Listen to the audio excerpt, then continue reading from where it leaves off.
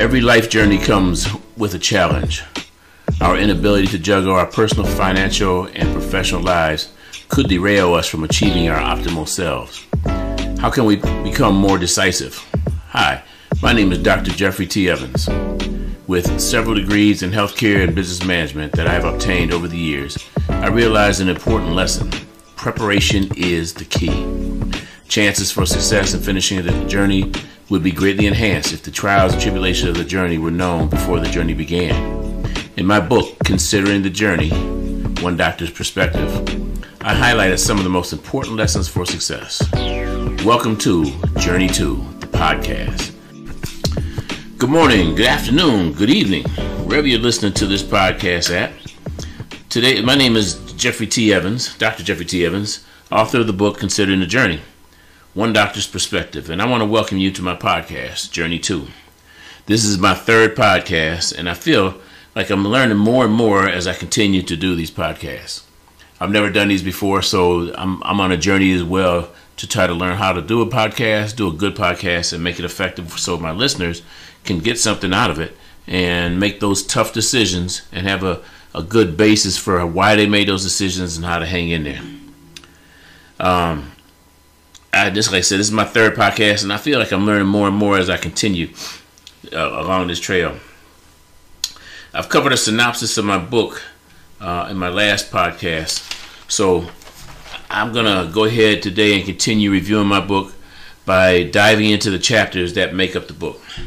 I chose Chapter 5, Motivation and Advice. I feel motivation plays a major role in just about anything we do, and especially what we pursue. You got to have some degree of motivation in order to step off or to begin your journey. Once you're on the journey, you have to have some type of motivation to keep you going and to keep pushing you. Because you get on a journey, and a lot of people do what we call New Year's resolutions. They have a plan that they're going to go to the fitness center and they're going to lose 20 pounds. Somehow that motivation drops off after about the third week, and they never accomplish their goal because they're not motivated to go back anymore. So they drop it. And motivation in such an endeavor like going after a PhD or a doctorate or any type of degree takes patience, takes time, and things that you need to hang in there in order to accomplish the goal that you're shooting for. Motivation plays a role in our everyday lives. When you get up in the morning, are we motivated to accomplish the things that we have planned for the day? Well, let's look at it, okay?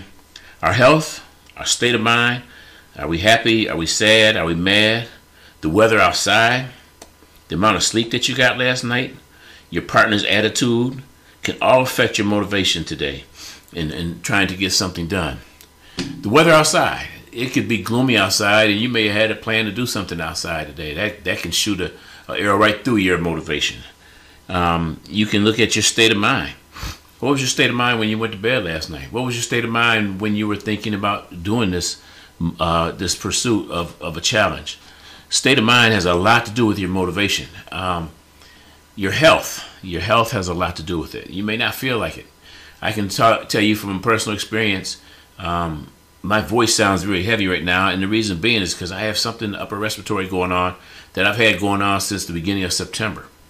I had COVID in September, and it lasted about 3 or 4 days, and when I finally was negative on my test, my body didn't feel like I was negative, and I continued to have upper respiratory type of symptoms, stuffy noses, coughing, headaches, things like that. And believe me, it stuck a stake in any motivational thing that I may have planned to do. I've been trying to teach myself how to use cameras, to learn how to use digital photography, to learn how to use a camera and how to make good pictures. But because of my health, my state of health, and basically my state of mind, neither one were there, and I haven't opened a book now in about 3 months. And that wasn't the original plan when I bought the course and I bought the book. The course, the plan was to go ahead and push through it. The motivation was that I had a nice expensive camera that I wanted to learn how to use, and everything was in place. And then I got sick. So your health, your state of mind, your feelings, your happiness, the weather outside can all play an important role in how your motivation pays out during the day. Also, how much sleep did you get? How many have gone to bed, felt good, and you middle of the night you wake up, you're hot, you're coughing, you're tossing and turning, you can't get back to sleep. The next day you wake up and you don't even know if you went to sleep, and you spent most of the night tossing and turning. And you wake up and you don't really feel like doing anything that you had planned because you're drained, you have no energy, your mindset is just off because you're not feeling good, and your motivation can definitely wane under certain circumstances like that.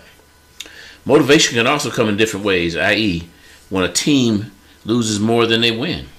I used to be a Pop Warner football coach, and we have a system, we have a game that we play a season of about 10 games, and you get into your 6th and 7th game, and you have a negative record, you're 3-4, or you're 2-5, or something like that, 2 wins, 5 losses, and the team just loses motivation to practice. You start losing motivation to be there. I know you probably seen it in the NFL when a team gets to the end of the season, and I won't mention the team's names, but they get to the end of the season and their record is 2-14, and they got one more game left. There's no motivation for them to play. There's no reason for them to be there other than the fact they get paychecks. They get a big fat paycheck for being out there. So that's pretty much the only motivation that they may have in order to keep them going. So motivation comes in all different types of shades, and it can affect you in many different ways.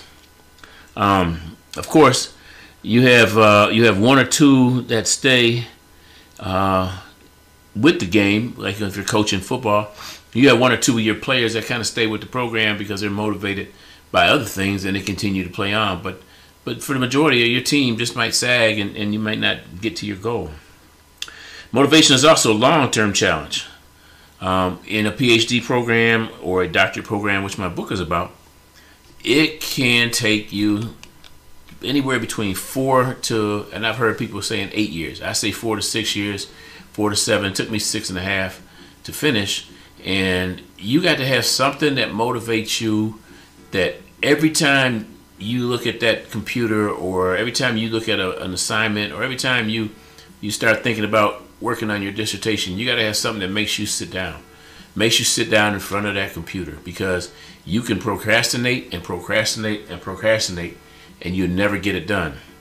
So you got to really put your mind on something that motivates you in order to get things done. I used to have a story that I used to tell my sons, and it goes something like this. A farmer has to be a motivated businessman, basically, because he starts his crop. He starts preparing his crop in the spring. You got to prepare I'm not a farmer now, so don't get me wrong, but you got to start preparing your soil in order to put your seeds in. Then you got to put your seeds in, and then you got to start watering it. And as you water it, over time, your crop will grow. And then come harvest time, you got to go out and cut down your corn or your hay or whatever it is your product is, and you harvest it and you sell it to whatever distributor that sells your food. Well, it's not like it's not like shake and bake like the internet. You just in February I figured like I want some corn and I want it done by September, and I'm not going to do anything but procrastinate and kick back and relax and not do anything. Well, nothing's going to get done in September when it comes time to harvest if you don't work along the way. So that's just an example of what I've used with my kids. I used to teach my kids. I had 3 sons, and I used to teach my sons that in order to accomplish a goal in life, you have to set the goal. You have to get motivated to do it. You have to persist and push through your goal until you can finish it. You have to rely on your motivation to pick you up from time to time, and as you progress through your journey. When those nights hit you and you just don't feel like working, you got to come up with some game plan that's going to fill your brain cells and get you going when the going gets tough.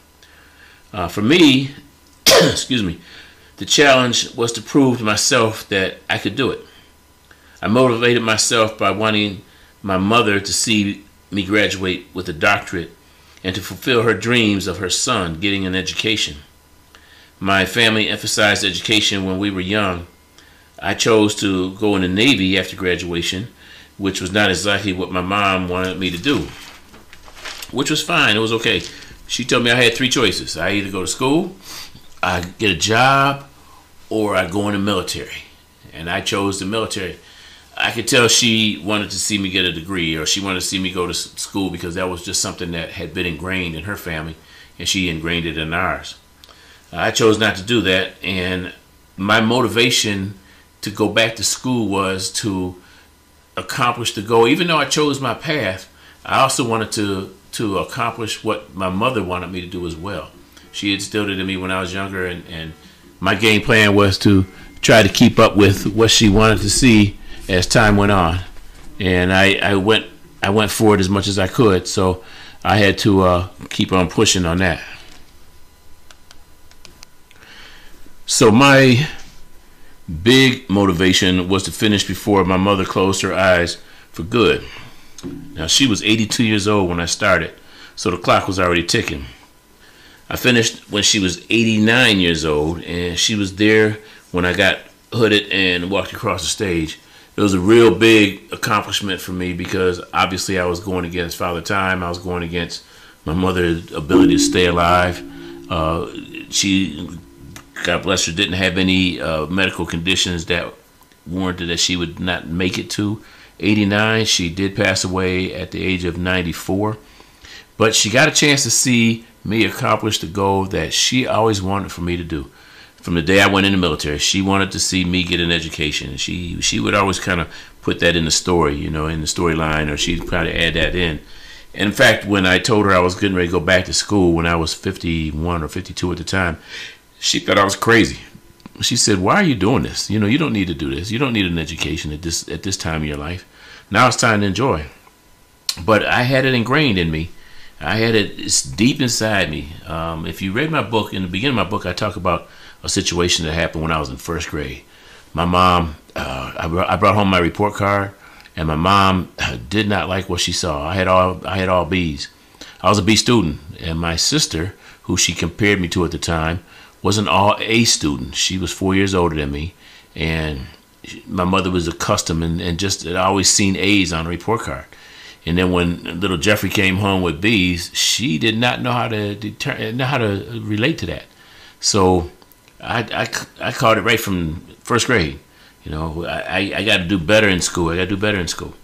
So that was my motivation. It was to make sure that I could walk across that stage before my mother closed her eyes for the last time, and I accomplished that goal. And that was a motivation that kept me going for a long time. That pushed me, because if the going got tough, I would just think that if something happened to Mom, she's not going to see this, so I got to push it. So her picture and my graduation picture with her in it is hanging on the wall in my living room right now. She, God bless her soul, she made it. So my other motivation was for my sons to see me set a big goal and to work hard to finish it.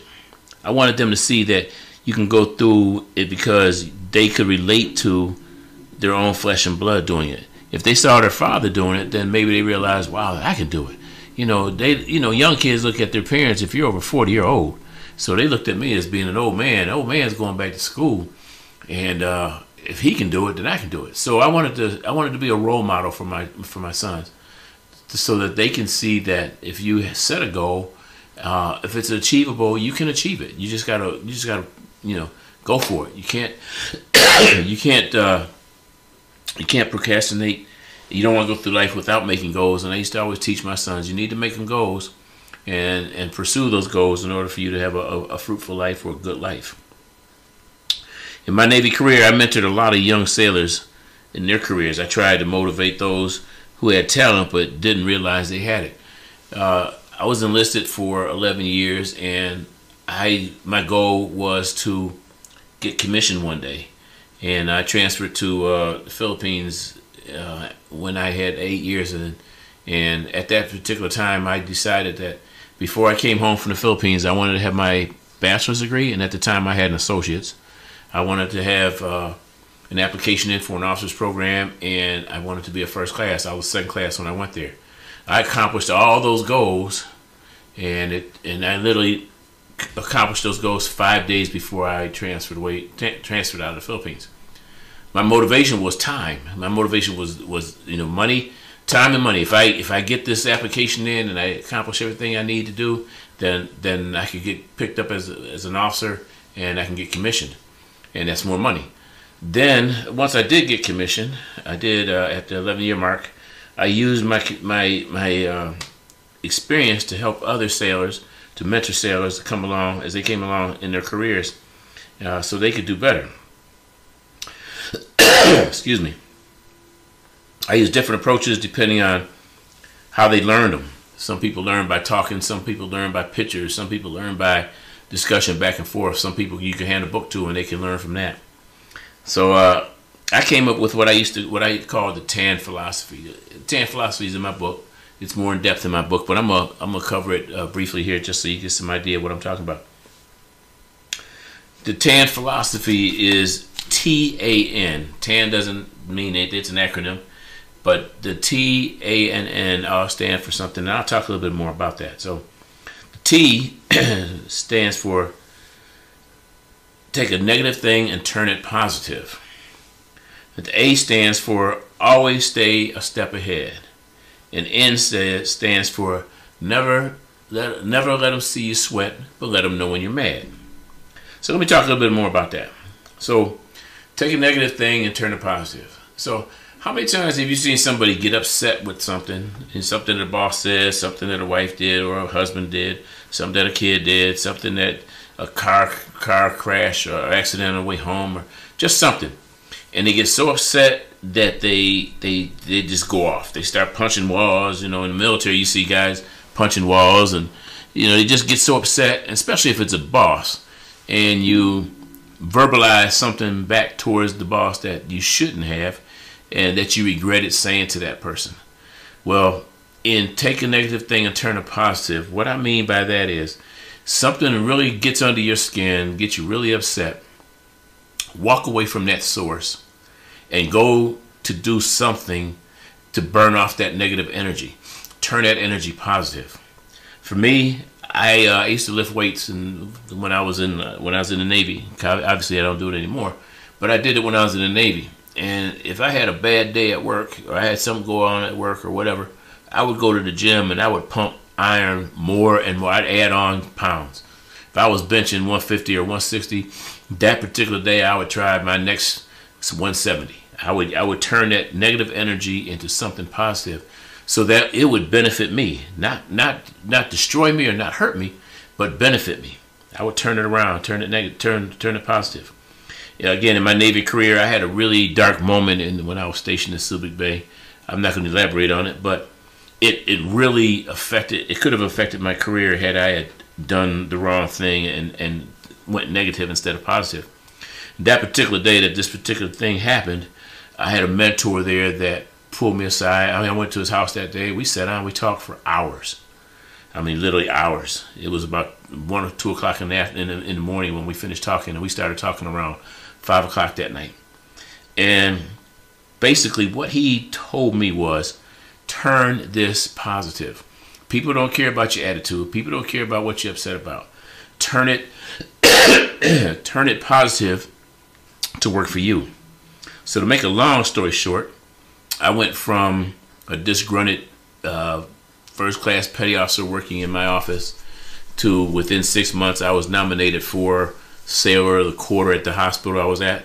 And then a couple months later I was nominated for Sailor of the Year, which I did make Sailor of the Year. And then I was nominated for Sailor of the Year for the whole Philippine Command, what we call US NAV Phil, Commander of U.S. Naval Forces Philippines, and I made Sailor of the Year there in 1983. 6 months prior to that, I was really ticked off, upset, ready to shoot everybody that said anything to me. But because my mentor taught me, take it and turn it positive for you, I did. I took my attitude, stuffed it away. How I felt, I didn't convey that to people. I kept my feelings to myself. I did my job. I showed it for work in a sharp uniform, shiny shoes, nice haircut, the military thing, and I did my job. and it turned positive for me. And I learned that if I could turn things positive, they would work for me. I could use that energy. On a dissertation, to take a negative thing and turn it positive would be in your work on your dissertation. That may take you 2 to 3 years. It can be very negative at times. You have 3 people, committee members, a chair, and 2 committee members who are correcting your work. I mean, every page that you do, and you may get 10 pages back with, I mean, literally 100 plus corrections on it, and you may get contradicting corrections on it, and it can be very frustrating because you're putting everything you got into this, and it can be very frustrating when people send it back to you to tell you to change it. But I would advise you strongly, do not take it personal. Do not take it personal. Take that negative thing and turn it positive. Turn it positive as quick as you can. Get those corrections done and send it back to them. And I've talked to several people who get upset during their dissertation and ready to argue it with their committee. And I tell you, don't argue with them. Just do what they say. And trust me, it makes life a lot easier. Incidentally, in my book, I have a chapter on dissertation process, and I go into depth on that. Okay, the second thing, always stay a step ahead. That's an easy one. Anticipate. Anticipate what the next move is and get there. Try to figure out what it is your boss wants to accomplish that day or wants to get done. Or, if you work in an office and the office is dirty, clean it. Because you know it's going to come out of your boss's mouth. We need you guys to clean this office up before you leave today. Or something at home or whatever. But just the big thing is always stay a step ahead. Anticipate. I used to always tell my sons too that managers don't go to training to learn how to discipline people. You generally have to learn that on the fly because that's not part of your job. So if you're going to stay off the bad list with your boss, anticipate what your boss is looking for and get it done. That way you stay on the positive side. In the dissertation process, again, just don't procrastinate. If you procrastinate, you're going to find yourself behind that 8 ball, and you don't want to do that if you can help it. Get it done. Whatever it is you got to get done, get it done. Do not procrastinate it, and try to stay a step ahead of it. The end. Never let them never let them know you're mad. Never let them see you sweat, but let them know when you're mad. What that means is be careful what you ask for. Don't waste your time and energy getting upset about small things. Treat this like the genie that gives you 3 wishes in the 3 wishes. Consider that you have 3 times to make your issues known if you get mad. I used to always consider one of my coworkers. When I went into a new office, I'd always look around and see, all right, who's the person that doesn't get upset about things? And I would look at that person as my barometer. I didn't tell them that, but that was my barometer for the motivation and what was going on in that room at the time, the morale that was going around in that room at the time, or in that office. And if that person got upset, then I knew there was something I needed to really pay attention to. If that person didn't get upset about it, then it was probably something that didn't really need my attention and would work itself out. So, in other words, if you are one of those people, one of those types of people that get upset about everything and you got to go tell your superiors or your subordinates or your husband or your wife or something, and you get upset all the time, eventually they're gonna blow you off. You heard that story about about crying wolf. Don't blow that horn if you don't need it. We'll come and help you, but don't blow that horn unless you need it. And they went off and blew the horn and came running, and went back and waited again and blew the horn a second time. They came running. The third time the wolf came and they blew the horn and blew the horn and blew the horn. Nobody showed up. So you can kind of use that story, that little story to help you out with look at things.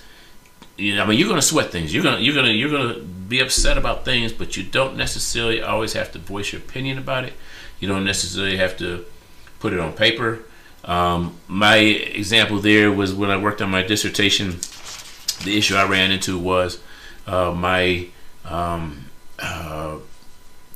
think of the name of it off the top of my head, but the midpoint, you have to have an ethics board look at what you're doing in your research. And if you do your research and it affects an ethical group or it affects a custom or something like that, they're not going to let you do it if you're researching on humans. And so you can't. You got to be careful about that. But anyways, that particular time in my degree took me about 6 to 8 months, when it should have taken me about 2 weeks. And that was a trying time. I finally did get a little upset about it, and when I finally got upset about it, I had to talk to my chair.